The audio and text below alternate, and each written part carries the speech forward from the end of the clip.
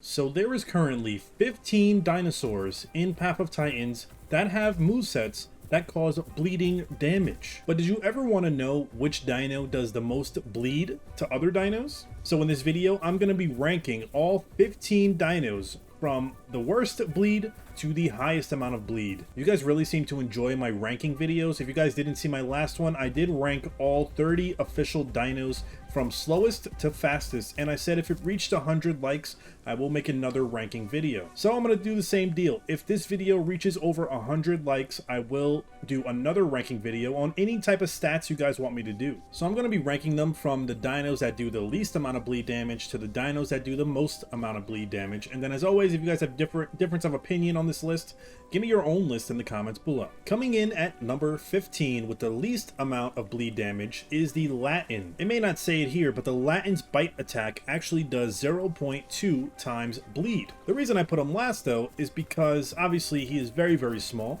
with only 1100 combat weight, so his bleed is not really gonna do anything to anyone, so I had to put him in at last. But he's still a very fun dino to use, but don't really use him if you're trying to bleed out other dinos. Coming in at number 14 is the Dion Nycus, and this little guy actually does a little bit of bleed as well. It doesn't say it here, but the same as the Latin, he has a bite attack that does 0.2 times bleed. But I'm going to factor in his combat weight as well, which is actually 1000 combat weight, which is lower than the Latin. So I possibly should have put him before the Latin, but either way, they do the same amount of bleed, not that much, and that's why they're at the bottom of the list. Coming in at number 13 is the Shruti. Now the Shruti, I put him in this position based on mostly his combat weight, and just he's not really that strong when it comes to any of his movesets. But he does have a kick attack that does 1 times bleed. Now the Shruti only has 1200 combat weight, so that 1 times bleed doesn't really do anything. And you can see his moveset is very mediocre. So the back kick that they pretty much start you off with, that causes 1 times bleed, but you have to do slow movement to use, which means you have to stay in place to back kick. This only works if you're fighting other Shrutis or anything that's remotely smaller than him or around his size. You try to back kick something big, and you have to stop just to back kick them, then they're just going to eat you up like a Popeye's chicken. Coming in at number 12 is the Alberta. The Alberta does have a bite attack that does 0.2 times bleed. So that's the same amount of bleed as the Latin. And I put him after the Shruti because, you know, the Alberta still got some size to him. He could still do a good amount of damage. He has a lot of things that factor in here. But his bite attack, it does say bite attack that causes bleed.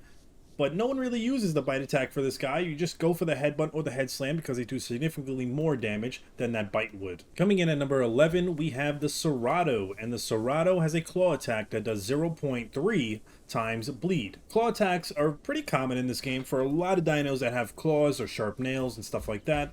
And mostly all the time, they do cause bleed. And you can see that it is a claw attack that causes bleed based on the description. But I don't think he competes with the other dinos as far as bleed damage. Coming in at number 10, we have the Sarco. The Sarco also has a claw attack, and his claw attack does 0.5 damage, while the Serato only did 0.3. What makes it better than the Serato is it's semi-aquatic and able to go in the water and still do more claw attacks to whatever it's fighting, causing it to bleed out. And if he's fighting a non-semi-aquatic in the water, when you bleed them out in the water, they have to go back on land to stop that bleed, otherwise you're just going to bleed out, making semi-aquatics way more dangerous for bleed outs. Coming in at number 9, we have the Spino. Spino also has a claw attack, and it also does 0.5 times bleed, same as the Sarco.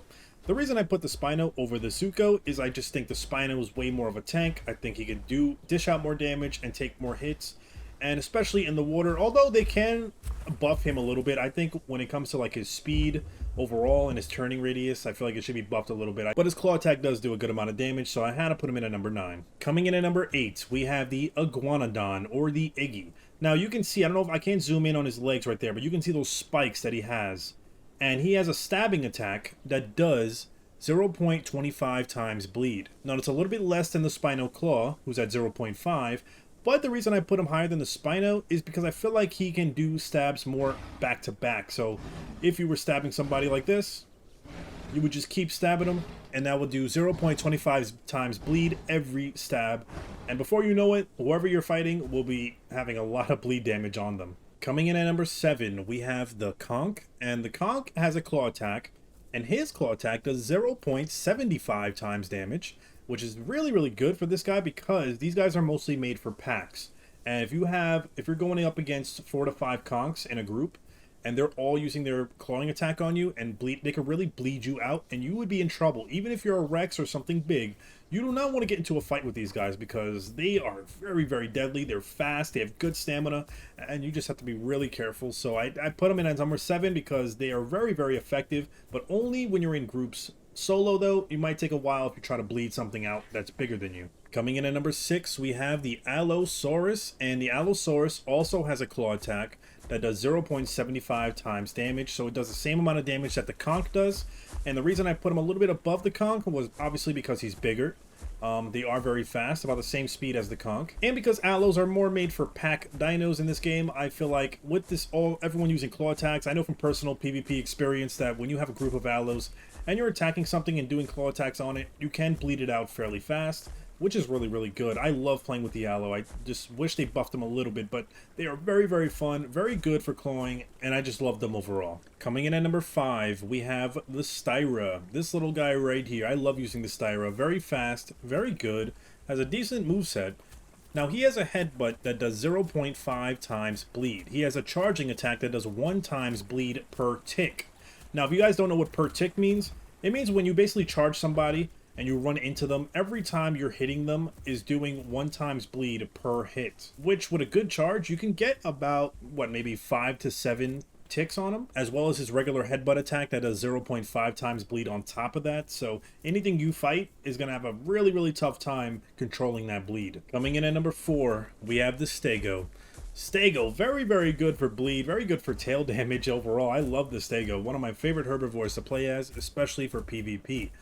Stago has 0.25 times bleed for his regular tail attack, and then he has a charged up tail attack that can do up to 1 times bleed. And it does a shitload of damage, so you do a lot of damage, a lot of bleed at the same time. Plus, he also has a pivot ability. Pivot means if you stand still for 5 seconds, you get the ability to turn really fast with precise movement. The reason why this is so good is because when something's trying to circle you, let's say it's a pack of somebody or certain dinos, you can circle them to where they can't really get in front of you because they're going to try to avoid your tail, and then you could just spin around fast and whack them as they try to go around on the other side, causing a lot more damage and a lot more bleed. Coming in at number 3, we have this guy right here, the Kentro. Do not sleep on the Kentro because he can do a good amount of bleeding damage.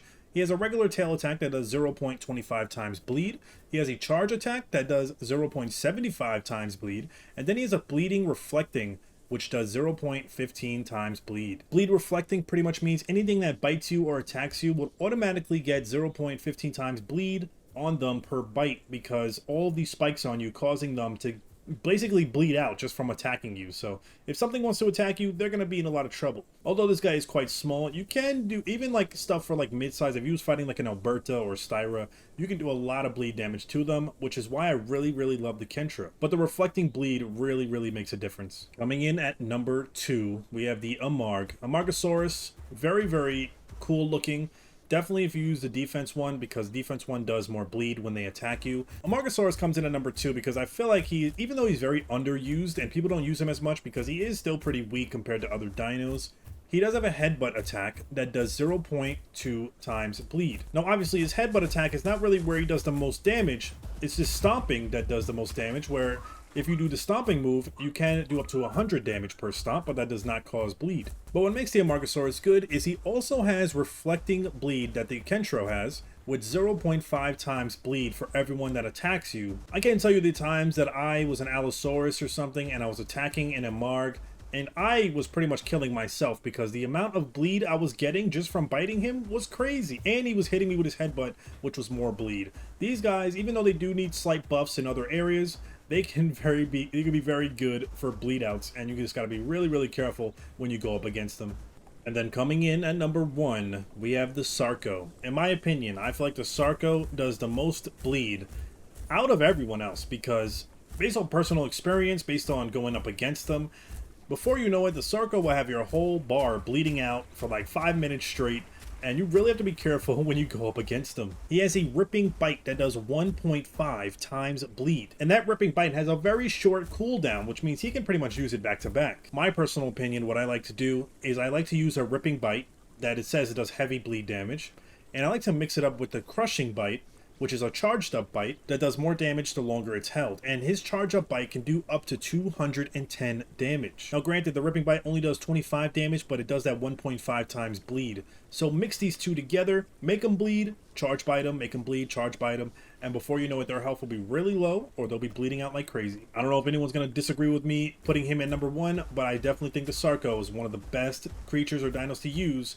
to make someone bleed out fairly quickly. But hopefully you guys enjoyed this video and this ranking. If you have anything else you want me to rank them on as far as certain stats or like just anything, if you want to get creative with it, let me know. If we reach over 100 likes, I will do another one of these because these do take a lot of work to make the list and everything. So I just want to make sure you guys are enjoying it before I make another one. Thank you for watching, and I hope to see you guys in the future videos. Peace.